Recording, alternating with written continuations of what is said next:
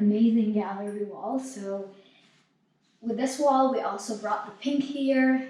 It's a lot of pink in the space, but there are just little touches here and there to really bring in warmth and some light into the space. So with this gallery wall, it's very easy. You pretty much just lay it out on the floor and you measure the spaces apart and you make the art and then you hang it.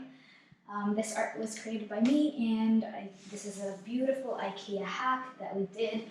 So we got these storage, and then we got this countertop for the kitchen countertop, and we made it into a DIY desk.